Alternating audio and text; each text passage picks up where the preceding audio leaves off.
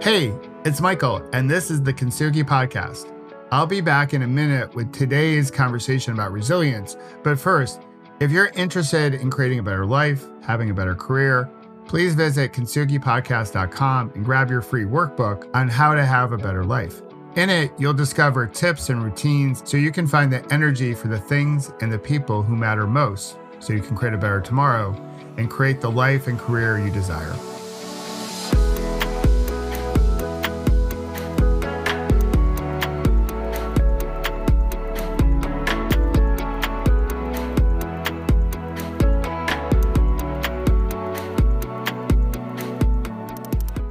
Well, before we dive into resistance, and I definitely want to talk about the warrior archetype, the series that you're doing on Instagram, because I've followed it. I do have some binging to do over the weekend to catch up. I'm not totally all the way through it, but I want to offer, this is a good opportunity for me to thank you because I first found your work through Seth Godin's Alt MBA. Yeah. I was Alt MBA 4, and that's when I first found The War of Art. And your book helped me write my memoir, Shift, Creating Better Tomorrows, which is about my last bad day story. So, right, yes. So thank you for writing what you wrote because it helped me write what I wrote. Well, thank you for getting through the incredible ordeal that you got through. I had it off to you, you know. Well, thank you. So I had a question about that, though. And obviously, Seth is a prolific writer, as you are. Did you know each other? And was that something that Seth reached out to you and said, hey, Steven, we'd love to put your book in our program? Was it a pleasant surprise? How did that come about? Boy, it's one of those things like where you have a friend and you can't remember how you originally. I think I sort of, my business partner, Sean Coyne and I, when we first were starting our little publishing company, I think Seth was like one of the earliest people using the web, and we kind of just heard of him and he seemed to be so smart and to know all that sort of stuff that we reached out to him somehow and like had lunch with him, and he's just kind of been a friend ever since. And he asked us to do a book after The War of Art came out. Seth, I'm probably giving you much too long of an answer here. It's fascinating for me, so I love it. After The War of Art came out, I think Seth found that and liked it, and we became kind of friends. And then he had this project with Amazon called the Domino Project, where they kind of co-published some stuff. And he reached out to us. He said, would you write a book for us? A little sort of War of Art. And we pitched one idea to him. He absolutely hated it. And then the next idea that we pitched became that book, Do the Work, that he then published on the Domino Project and through Amazon. And so we've just kind of been friends ever since. But Seth, to me, is, there's nobody like him. I mean, what he's doing, and not to me just his technical stuff and marketing stuff, but the ethical and moral aspect of what he's doing. There's no real voice like him out there. He's an amazing guy.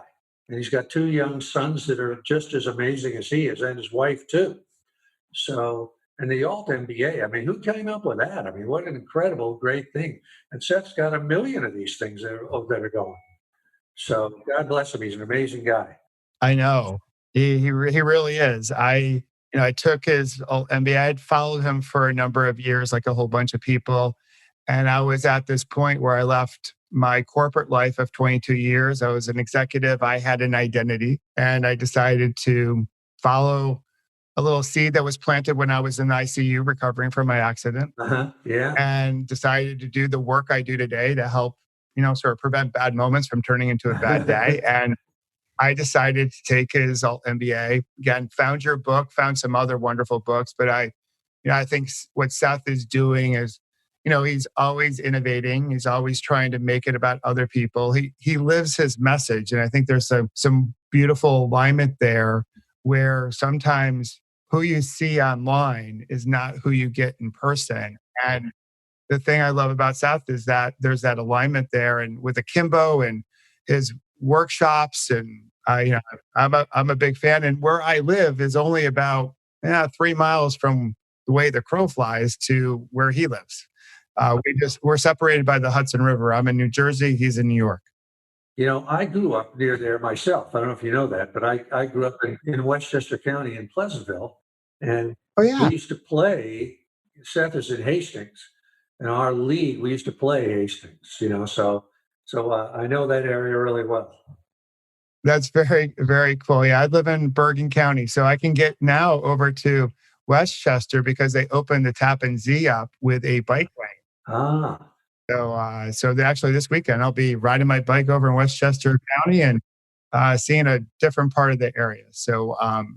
let me ask you, Michael, how did the Alt MBA impact you? Did it change anything? Did you learn stuff that you didn't know after all your corporate, experience? That's a great question, Steve. Yeah, in so many levels. So I believe that things happen through conversation. Sometimes it's the written word, sometimes it's the spoken word, and sometimes it's the conversation you have with yourself. And for me, like I had all this confidence as a corporate executive. I had a team of 1,000 people. I was responsible for more money than I ever thought I would be responsible for coming out of college. Uh-huh. But when I came into being an entrepreneur, I knew it was my purpose. Like I lived for a reason. I survived my accident, but I had some doubt. The resistance popped in my head. And Seth's work really in the MBA really illustrated to me the importance of putting your work out there. And in today's world, you always have a chance to make an iteration upon an iteration. So, and you get into a rhythm, sort of like how you do or other writers do. You sit down and you write a little bit more and you get into a rhythm of it and you put your work out there. And then however it is, you get another shot at making it better. So what it meant for me was helped me shift the conversation I was having with myself about the work I wanted to do and how I wanted to change lives. So I totally recommend it to a whole bunch of people. The pace was quick. It's intense. There's no doubt about it. It's 30 days and you go all in. He's purposely designed it that way. Yeah, it's pretty much a full-time job while you're doing it, isn't it? It really is. And it was difficult. I got to the end and I'll be honest, because I went in pressure testing. Should I write this memoir of mine? I was so hesitant. I was like, I don't know. Is anyone going to read it?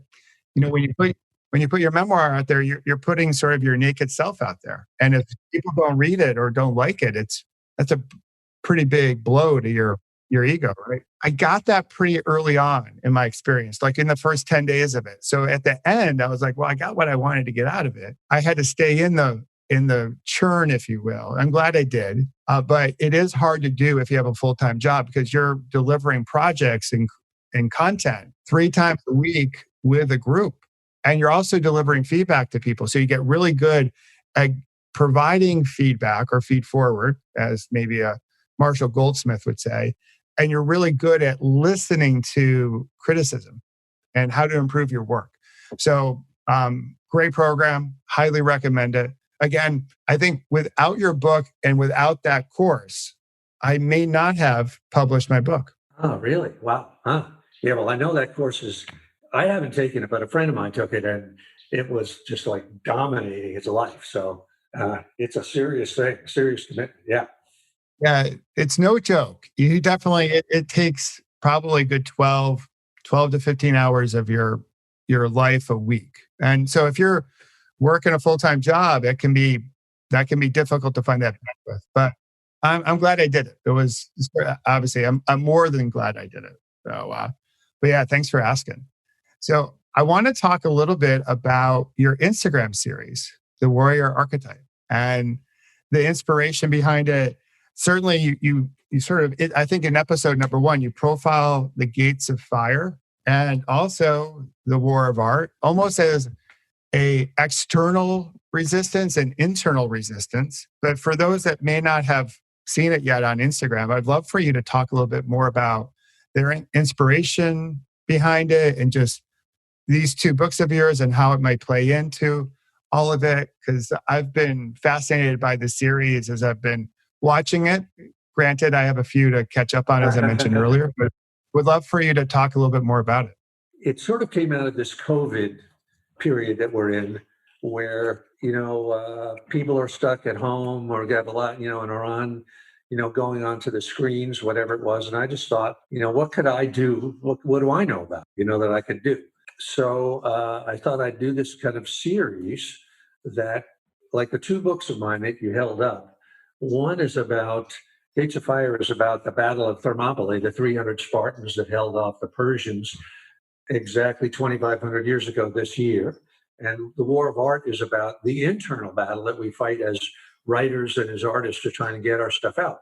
And so I thought I would try to kind of combine the two because I think they're the same book. One is, as you said, one is about fighting an external enemy in a war, and the other is about fighting the internal enemy. And our own tendency to self-sabotage and to procrastinate and all the things you went through, working on your book, wondering, is there anybody going to read it? Am I wasting my time, etc. And to me, the link between the two is the thinking kind of like a warrior. The virtues of a warrior the willing embracing of adversity, courage, patience, a love for your brothers and sisters, that kind of thing. And those kind of virtues express themselves in the external world as a warrior, if you were in the Navy SEALs or something like that. But also, if you're writing a book or you're doing any kind of creative or entrepreneurial thing, that's those same virtues, have to happen in here. So this series, I just sort of thought, let me do short little 5-minute deals, and my girlfriend Diana films them. It's just me on camera. We kind of get up in the morning, we drive around, find interesting backgrounds, and that's kind of what it is. And it's going to be, I've got like 50 scripts written. I think we're up to about number 20 now. And so this is going to go on into the new year.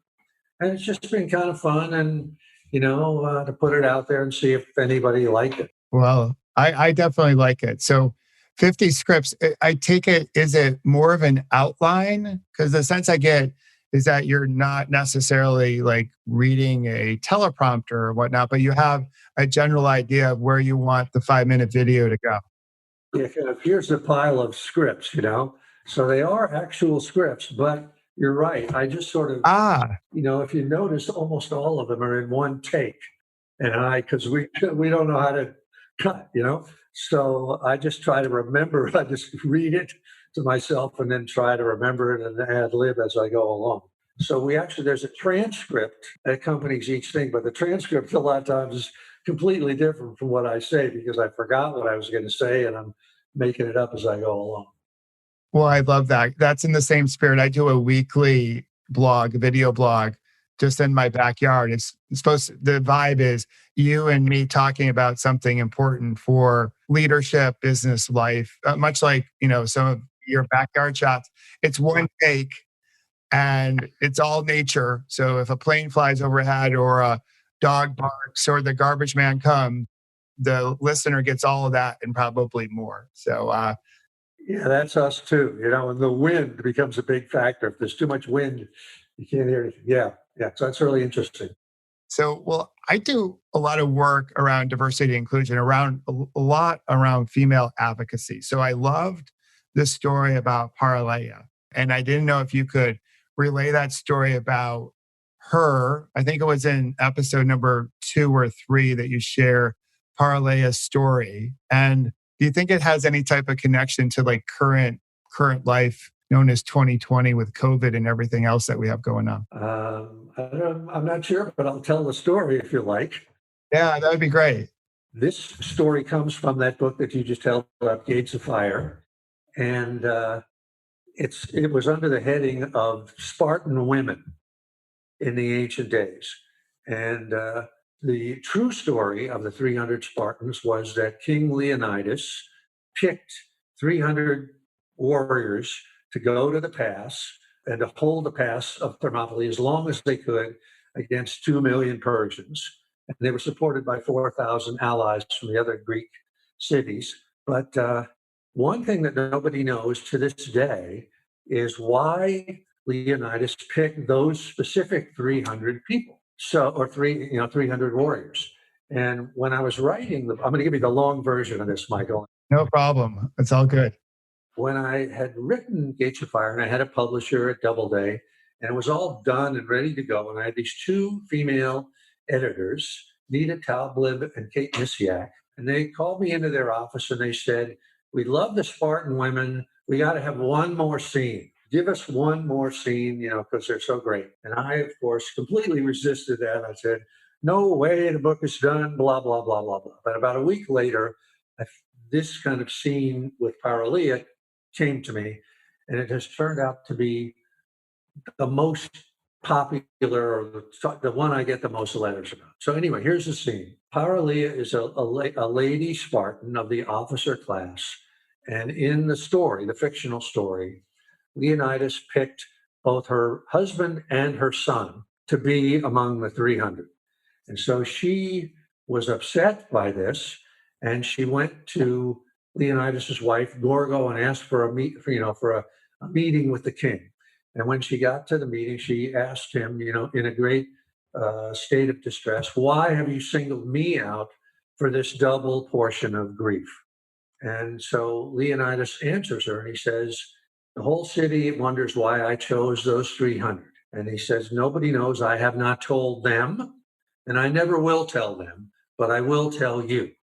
And he says to her that Leonidas, is also going with the 300. And he says, "This is a suicide mission. All of the members have been chosen, and the warriors have been chosen as fathers of living sons. We all know we're going to die. I'm going to die. Your husband's going to die, and your son's going to die. And why have I done this?" He said, "Because this is what action that we're taking at the pass is just a holding action. We don't expect to win. All we're trying to do is delay, but we're also trying to inspire the rest of the Greek cities to rally and to come together and fight." So he says, "What's going to happen when the news comes that all 300 are dead and that the Persians are advancing?" He says, "Our city, Sparta, is then going to look to the women of those 300, the mothers, the wives, the daughters. And if those women fall apart in grief and whatever, then Sparta's going to fall apart. And if Sparta falls apart, the rest of Greece is going to fall apart. But if those women can hold together and bear up under their grief, dry-eyed, then Sparta will hold together. And if Sparta stands, the rest of the Greeks will stand." So he says to Paralia, "I chose these warriors not for their courage, but for the courage of their women. And I picked you because you can bear up under this double portion of grief." And so Paralia at that point breaks down and emotionally in tears. And then she gets herself together and she says, "Thank you, for telling me this. And these tears of mine are the last tears that the sun will ever see." So that was kind of the story, meaning, of course, that she'll cry again, but nobody will know about it. So that was the story of Parley. I'm sorry it took too long to tell it, but it's a long story. No, it's great.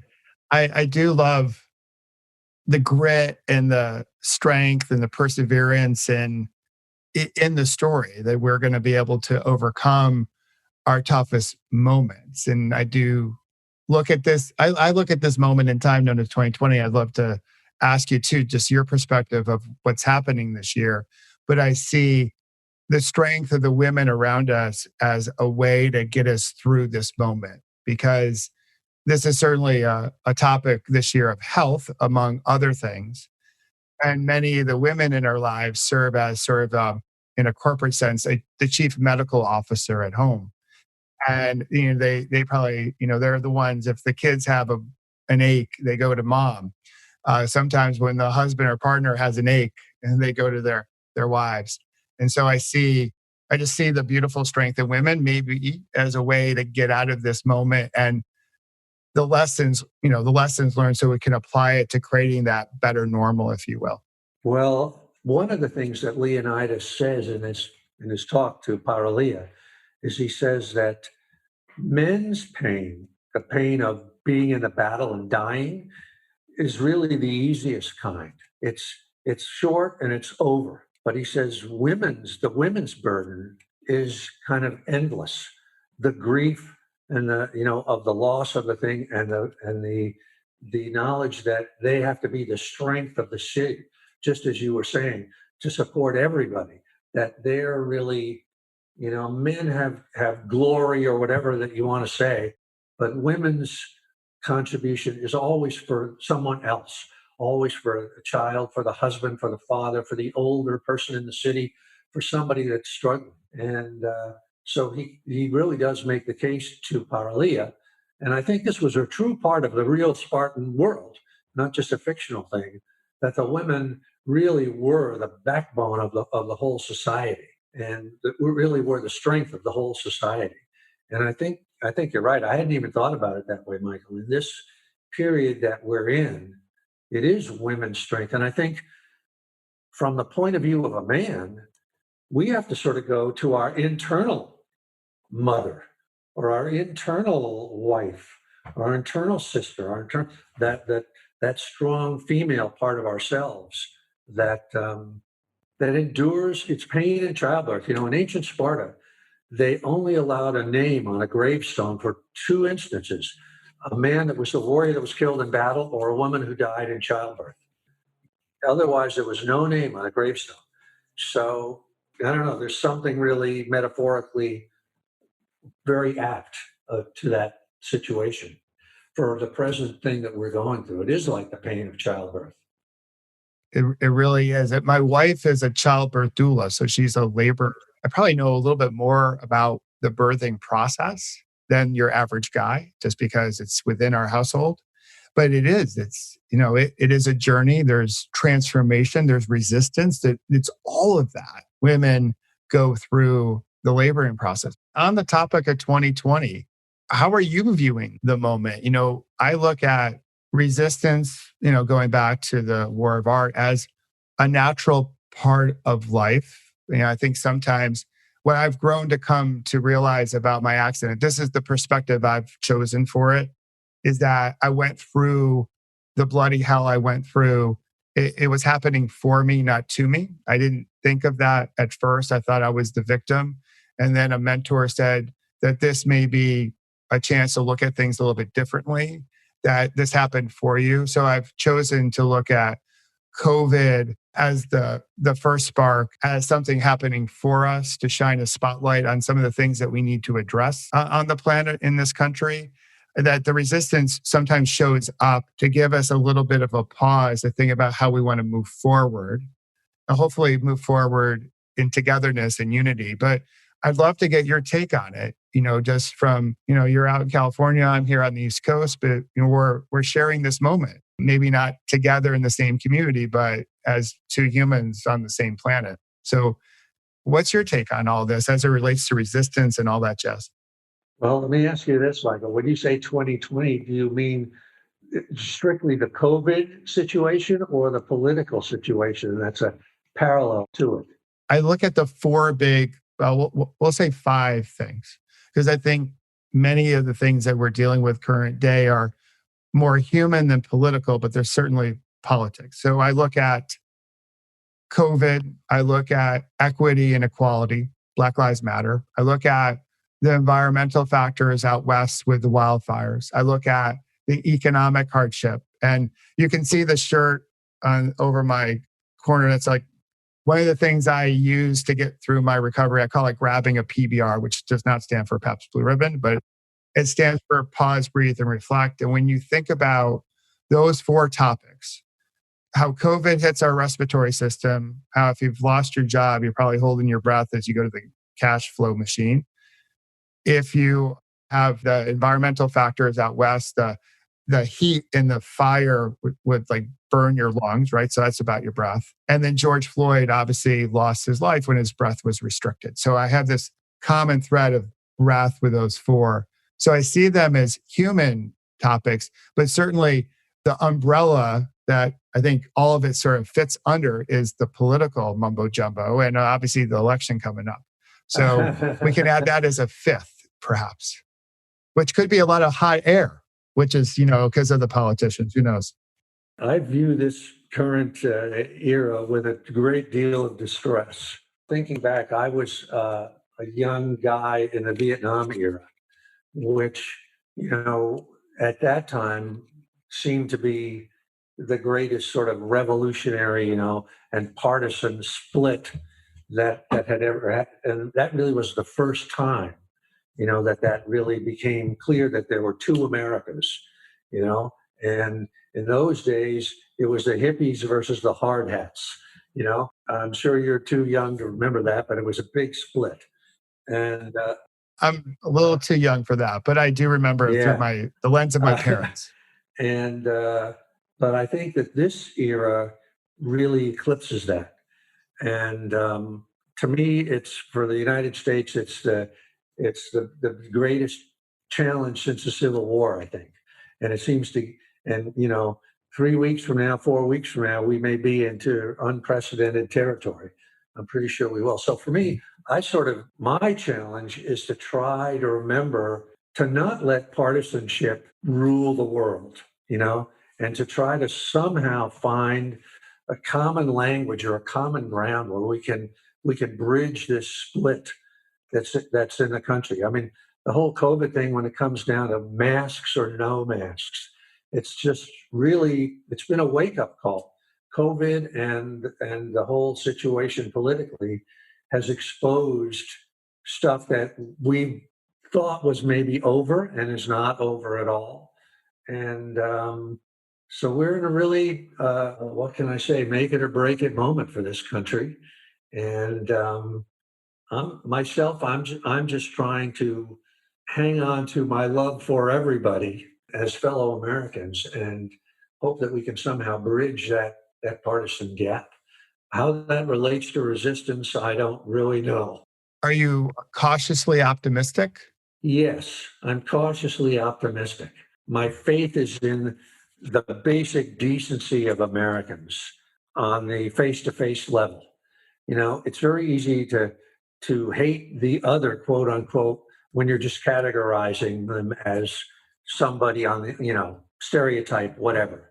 But it's hard to do that when you're face to face with somebody.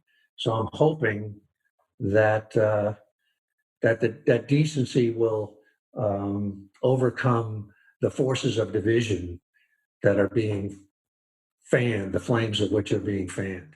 I agree with you. I share where you're coming from. I have moments of distress. I remain cautiously optimistic. I don't want to be naively so, because I do think this is a moment for the heart and soul of our country. I think this is we are living this history. And when you go through something so transforming, it's hard. I know I went through, it was my own personal journey, but with my accident, a lot of different emotions we felt in the beginning of all this, the fear, the anxiety, the worry about who will we become, because we know that life as we once knew it is over, right? When you go through something as big as this, and we still haven't yet to like grab onto the new. But I love what you said about sort of going in for us guys, almost going internal with sort of a nurturing aspect, tapping into maybe a little bit more of our feminine side, because at this whole moment we've lost something. We're all going through one form of grieving or another. We're going through a grieving process because we've lost either a sense of normal, or for some who they've lost family and friends through all this. So I think we're grieving as a nation, and we don't necessarily know where to place our grief sometimes. And it sort of comes out, the pain of grief comes out as anger or other emotions. If you look at this in terms of a story, there's in any movie, let's say, there's a thing called an inciting incident. I don't know if you're familiar with that concept, but it's when, some great upsetting event happens. A story in a movie, let's say, always starts out in kind of the present, and you get kind of a setup. Like if it's the movie Rocky, you see Rocky, he's kind of a bum. He goes to the gym, he smokes cigarettes, he hangs out on the street, and then a moment comes, an inciting incident. And like in Rocky, it's when the champ, Apollo Creed, picks Rocky's name out of the book. And he says, I'm going to give this guy, the Italian stallion, a shot at the title. And that's the moment when the story starts and Rocky's whole world is turned upside down. And this whole COVID thing and all of the partisanship that's going on is sort of an inciting incident for this whole country. You know, we've crossed a threshold. We've left the ordinary world. We're in the upside down world right now, and we don't know where it's going. And I think, you know, in many ways, if I want to be optimistic, like your story, Michael, was a case of, you know, you were a corporate executive. I'm sure that it was something that you believed in from a little boy. Your father probably, your mother probably said, you know, be a good student, get a job, succeed, go up the ladder, bump it, bump it, bump, right? And then this event came in from left field, right? And suddenly you realize, wow, this life that I thought was so great, maybe I need to rethink it. And so you've reinvented yourself as a whole other person, but you had to go through an amazing hero's journey, an odyssey, an internal transformation. I think that the whole country is in a state like that right now. You know, we've seen that the system doesn't work. You know, government is not capable of responding to this crisis, to the COVID crisis or anything, right? It becomes, you know, the Senate can't pass a bill, you know, the president totally bails on everything and just, you know, throws up his hands and comes up with a bunch of bullshit, you know, while 200,000 people are dying. And meanwhile, we see that on a social level, we can't handle it either. Just the country splits in half and nobody's reaching across to the other side.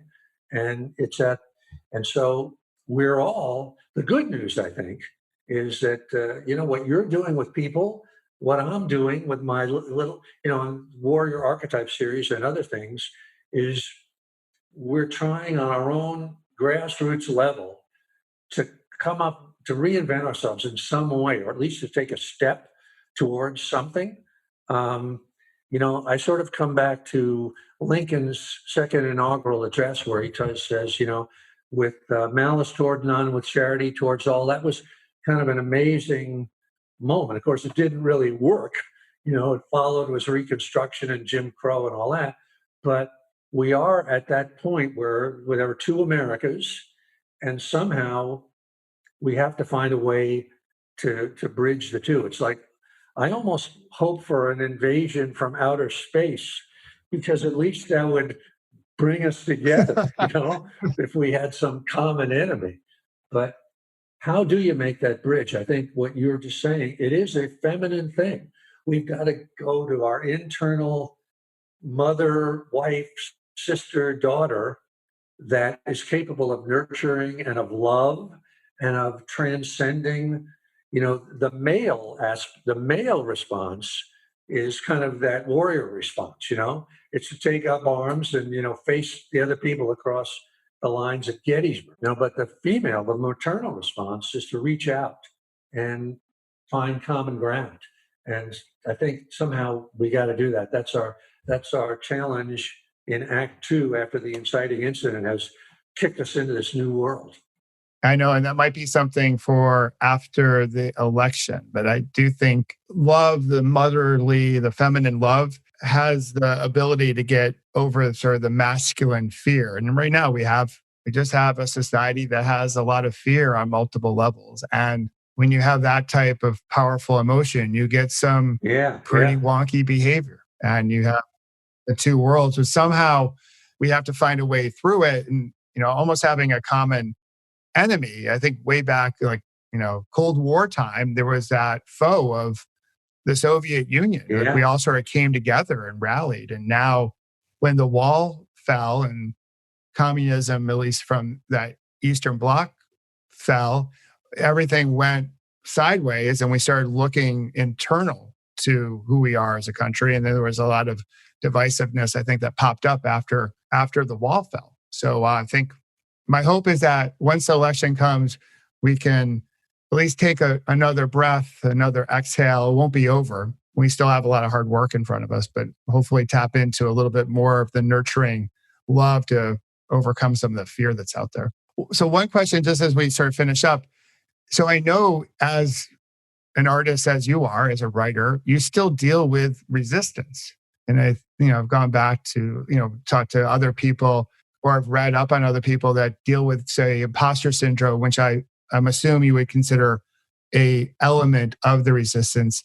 So, advice for others as we go forward, how do you personally get through it? I imagine it never gets easy, but does it get easier to dance with it as you create more and put more of your work and your art out there?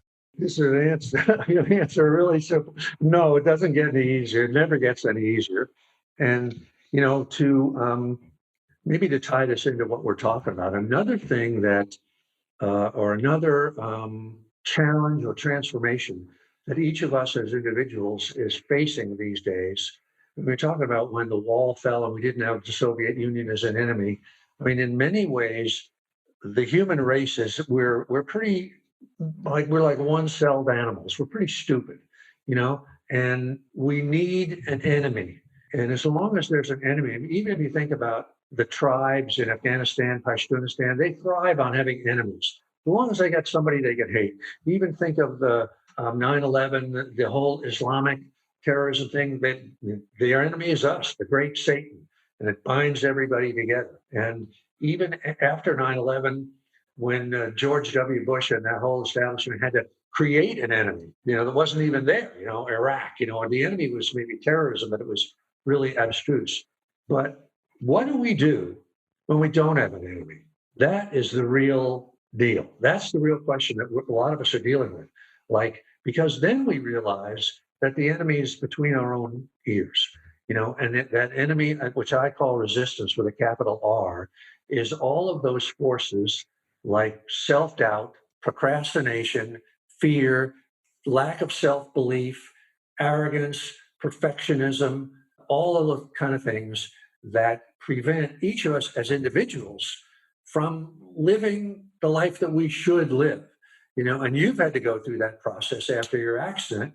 You've had to ask yourself, what do I love? What do I want to do? What's important to me? And I think a lot of times, well, now many, many people who are stuck at home or have lost their jobs or whatever are being thrown back, which is the challenge we've always had, to ask ourselves, what do we really want? Why are we here? Who am I? What is my purpose? How can I help my family? How can I serve? How can I live out my life, my real life? Not live somebody else's life, but my own life. And that's a hell of a hard thing. And nobody teaches you how to do that in school. And there are a lot of ways, negative ways, shadow ways that we can run away from that challenge to face our own selves. And one way is to pick up a gun and put on a Hawaiian shirt or put on, a pseudo militia thing and pretend to be, James Bond or whatever the hell we're pretending to be, which is just an absolute shadow expression of what the real war is, which is in here. So, yeah, I think a lot of people in this COVID era are coming face to face with their own resistance. But of course, practically nobody even knows what that is. It's all unconscious. It's all below the surface. So it's a real, like I say, we're maybe in act two of in our favor as Americans. No other country has ever faced this. Nobody's ever really had to do what we're trying to do here. I've always kind of said this, and I believe it, at least until maybe a few years ago, if you were in France, if you lived in France, it's not true now because of the immigrants that have come in from Algeria and from everywhere else. But if you were in France, you were basically French, right? It was no problem. All you had to do was, but in America, we're a melting pot. We've got, everybody here, we're the future, we're the world, and it's a hard thing to deal with. And a lot of people can't deal with it, to include the other, whatever that is. That's a real challenge. Nobody else has really had to face that like we have. So I will give us a little credit that we're on the cutting edge of dealing with the shit that everybody's going to have to deal with sooner or later, and probably a lot sooner. I agree. When they look at the happiest countries in the world, a lot of them are obviously much smaller than the States. Yes. But their population is definitely just more centrally located around. Yeah, homogeneous population. Yeah, how hard is it to be Swedish? It's a piece of cake. Yeah, or Danish. Yeah, the Danes are happy because they're all Danes. Yeah, right.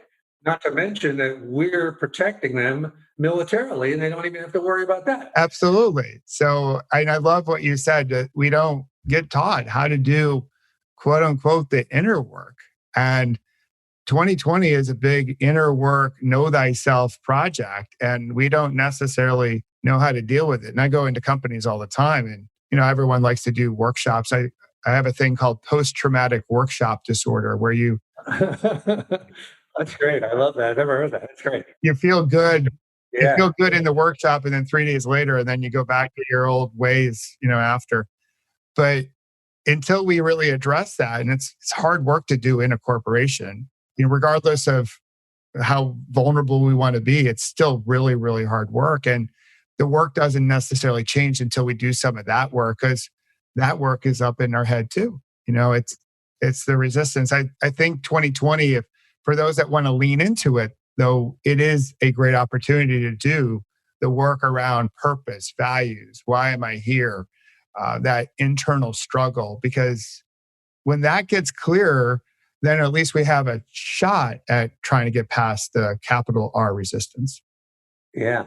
And this is one of the reasons why Seth and the work that he's doing, Seth Godin, is so important, because he really talks about how to make this transformation within a corporate setting, or where you're dealing with a product that maybe not too ethical, or maybe does some good, but also does some evil out there in the world, and you're a cog in a machine. And how do you ethically and morally handle yourself, and in your interactions with customers and clients and stuff like that.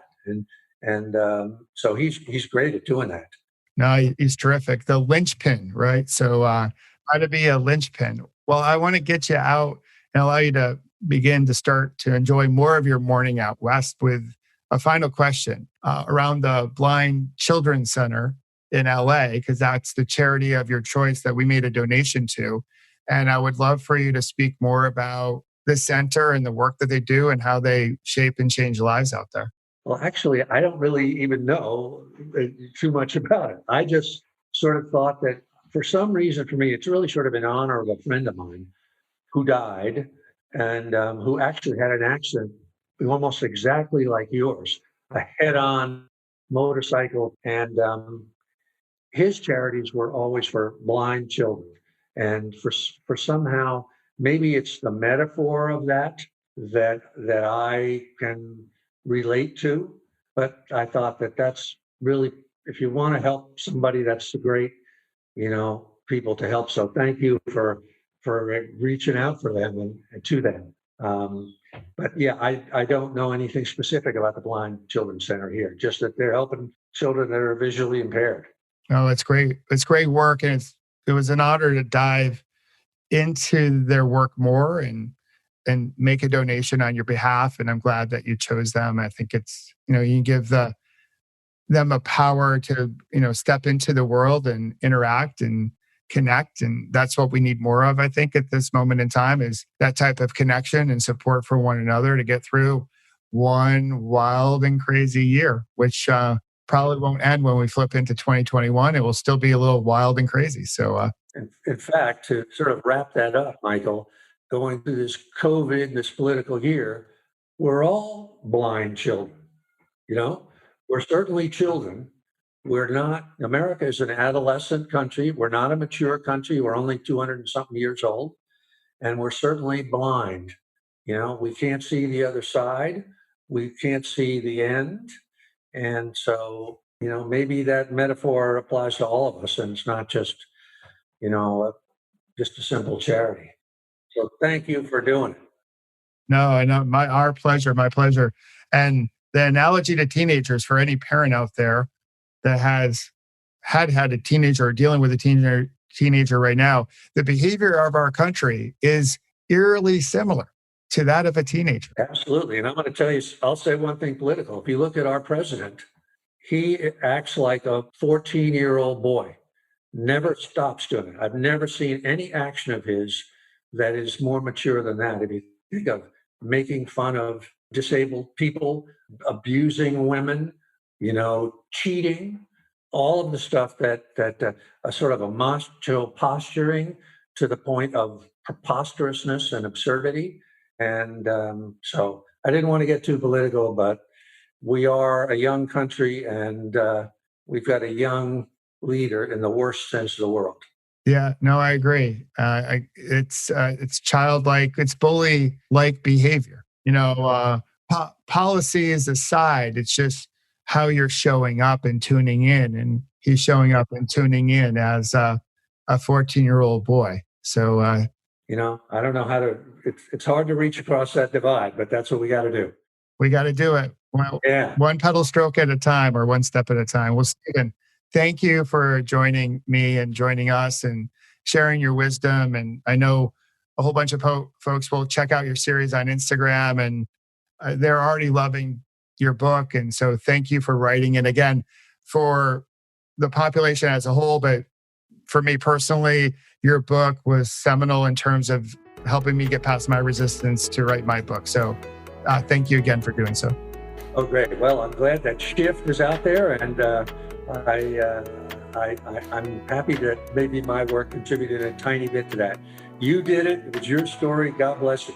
And thanks for having me on. No, you're welcome, Stephen.